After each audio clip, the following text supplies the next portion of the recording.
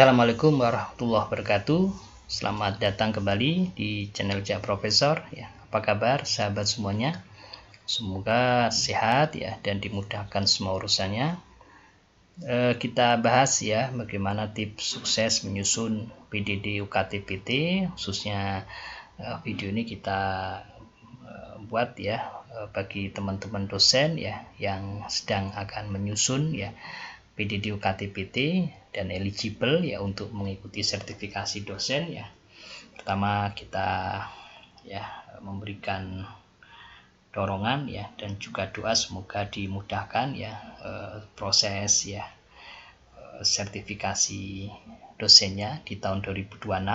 Nah, di sini ya di video kali ini khusus kita buat ya untuk memudahkan teman-teman semuanya dalam mempersiapkan ya dokumen PDD UKT-PT ya, pernyataan diri dosen dalam unjuk kerja Tridharma Perguruan Tinggi ya, sesuai dengan Permendikti-Saintek nomor 52 tahun 2025. Jadi mengacunya kita di Permendikti-Saintek ya di pasal ini ya, mulai di pasal 17 ya, mulai di pasal 17 yang menjelaskan tentang sertifikasi dosen ya, dimana di pasal 17 itu ya dosen yang peroleh sertifikat pendidik ya setelah memenuhi persyaratan ya berstatus sebagai dosen tetap ya, memiliki pengalaman kerja sebagai pendidik ya, sebagai pendidik ini ya, sebagai pendidik paling singkat 2 tahun dan jabatan akademiknya paling rendah AA ya, dan lulus sertifikasi yang diselenggarakan oleh perguruan tinggi penyelenggara sertifikasi dosen. Nah, di sini ya di pasal 19 nanti akan kita bahas ya di sini seputar uji kompetensi ya dalam bentuk penilaian portofolio dosen untuk memenuhi kompetensi dosen seperti di pasal 7 ya. Di pasal 7 itu disebutkan ada kompetensi pedagogi, kompetensi sosial, kompetensi kepribadian ya, kompetensi profesional ya. Nah, di sini penilaian portofolio dosen itu merupakan penilaian pengalaman ya akademik dan juga profesional dosen. Nah, ini kaitannya sama Tridharma. Nah, di sini juga dijelaskan ya penilaian portofolio ya dilakukan untuk menentukan pengakuan atas kemampuan profesional dosen dalam bentuk penilaian terhadap kumpulan dokumen ya yang mendeskripsikan. Jadi yang pertama ini kualifikasi akademik dan unjuk kerja Tridharma dan persepsi dari atasan ya, sejawat, mahasiswa dan diri sendiri tentang ya kepemilikan kompetensi pedagogik, profesional, sosial dan kepribadian, dan juga yang ketiga pernyataan diri tentang kontribusi. Nah, di sini nanti ini yang berkaitan dengan PDD UKT-PT ya. Di pasal ke-19. Nah, di sini kalau kita mengacu ya teman-teman semuanya pada ini di sini adalah permen ya. Ini adalah aturan permen nomor 53 ya, Permendikti nomor 53. Di situ dijelaskan memang khusus ya membahas mengenai sertifikasi dosen ya. Coba kita lihat. Nah, di sini ini ya Kep Dirjen Dikti ya nomor 53 tahun 2025. Ini berarti sebagiannya masih tetap berlaku ya di Juknis tentang sertifikasi pendidik untuk dosen ya. Dan ini meskipun Permendikti-Saintek nomor 52 ya sudah terbit, tapi ini masih bisa menjadi acuan ya. Nah, di sini teman semuanya nanti bisa melihat bagaimana ada sistem penilaian internal ya yang berkaitan dengan kualifikasi akademik ya dan juga hasil Tridharma ya yang diunggah di PD Dikti, kemudian penilaian persepsi, ini juga semuanya komponen ini adalah penilaian internal kampus ya. Sedangkan nanti penilaian eksternal itu berkaitan dengan PDD UKT-PT. Nah, di sini nanti kita perlu lebih fokus di sini ya, teman-teman semuanya. Jadi dokumen nanti itu bisa tidak hanya narasi ya, tapi juga dokumennya bisa dalam bentuk audiovisual. Audiovisual yang menggambarkan ya diri dosen yang bersangkutan tentang prestasi dan kontribusi yang telah diberikannya dalam pelaksanaan ya dan pengembangan Tridharma. Nah, di situ ya kita akan bahas ya di video kali ini ya. Baik, rekan-rekan semuanya, sahabat JP Channel ya, tadi ini sudah dijelaskan ya tentang apa itu PDD UKT-PT ya.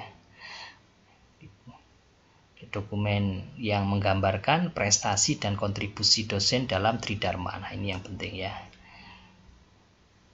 Dokumen ini menjadi bagian yang krusial ya dalam proses sertifikasi dosen melalui penilaian portofolio. Ya. Kita lanjut aja karena ini tadi juga sudah ada ya penjelasannya. Nah, di sini juga tadi ada 3 pilar ya. Kita tekankan ya 3 pilar penilaian portofolio ya agar teman-teman bisa paham ya, dan semuanya berkaitan dengan kualifikasi dan persepsi ini internal ini.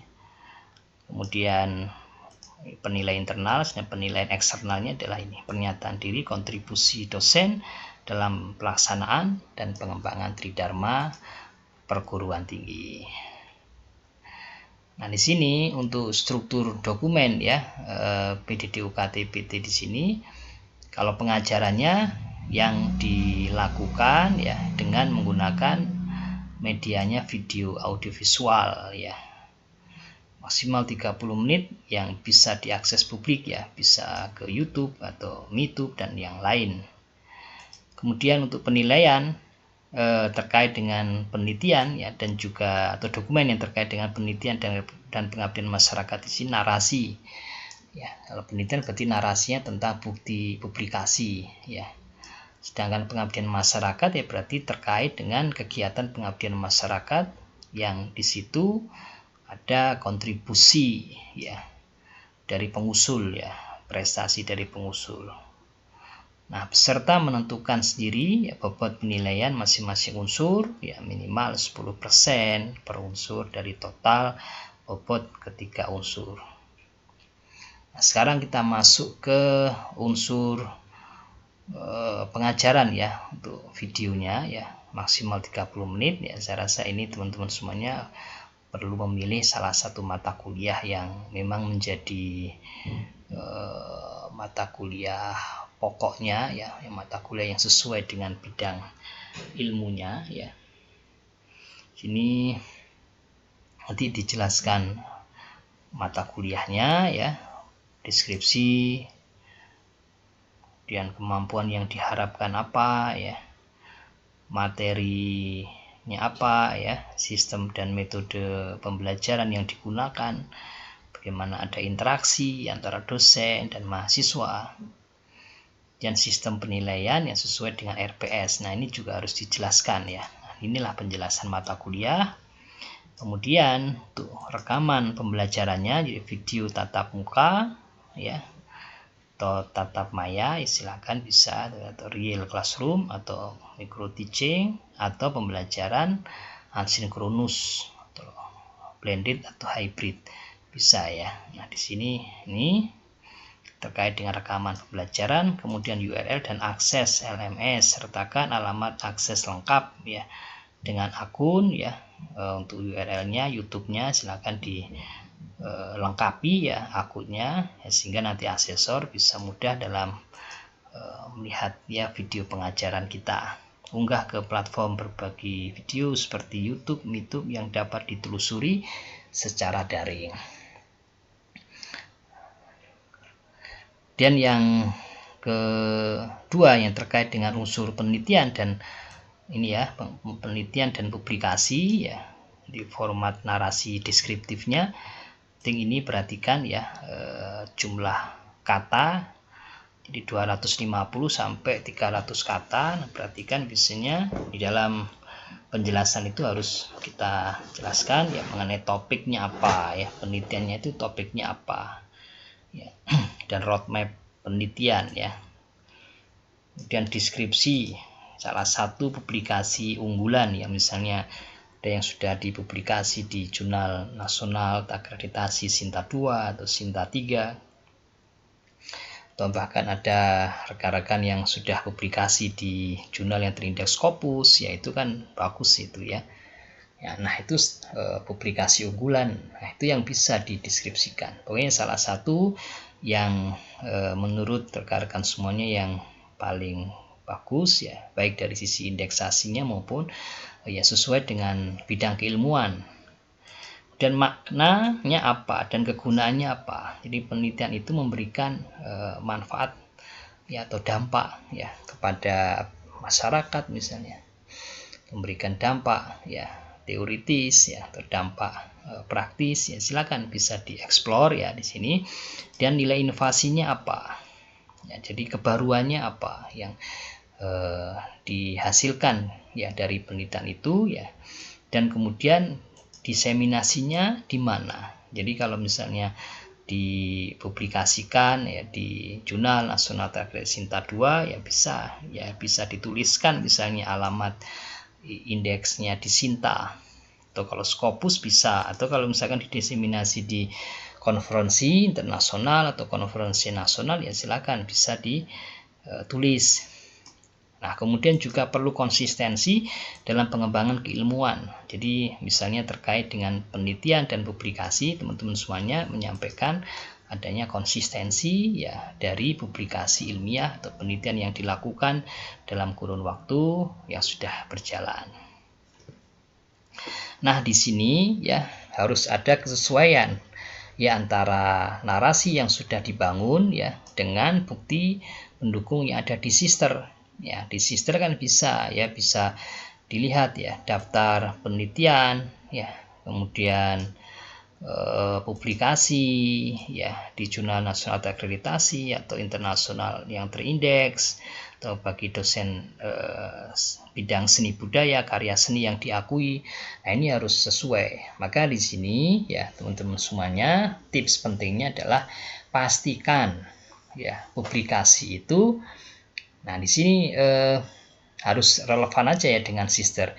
Bukan ya doinya kalau ada ya silakan ditulis ya yang valid ya dan bisa ditelusuri. Yang penting bisa ditelusuri secara daring. Berarti nanti teman-teman juga perlu ya di sini memasukkan URL ya dari artikelnya ya, dan juga URL dari pihak jurnalnya atau publishernya misalnya ya. Yang penting pihak asesor nanti bisa ya melakukan penelusuran. Tunjukkan konsistensi tema penelitian yang sejalan dengan bidang keilmuan. Nah, di sini pentingnya ini ya. Ya, agar bidang keilmuan kita apa, nanti penelitiannya itu konsisten ya. Tidak tidak berbeda ya dengan bidang keilmuan kita. Nah, disitulah kita menjelaskan ya, membuat narasi deskriptif yang berkaitan dengan unsur penelitian dan publikasi. Insya Allah mungkin tergambar ya, pada teman-teman semuanya. Nah, kemudian kita masuk ke unsur pengabdian kepada masyarakat ya, sama di sini narasi deskriptifnya 250 sampai 300 kata, pernyataan diri tentang topik PKM dan salah satu kegiatan unggulan yang mencakup sasarannya siapa, usernya siapa, kan itu.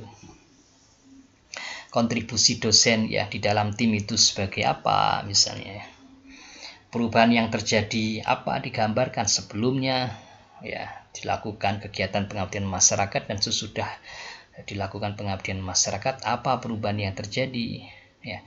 Terus jelaskan juga tingkat ketercapaian ya, misalnya tingkat ketercapaiannya adalah mengenai tingkat pemahaman ya dari peserta menjadi meningkat, atau tingkat ketercapaian berkaitan misalnya dengan publikasi di jurnal pengabdian masyarakat, dan misalnya dampaknya dijelaskan juga ya, dampak kepada masyarakat dukungan masyarakatnya seperti apa.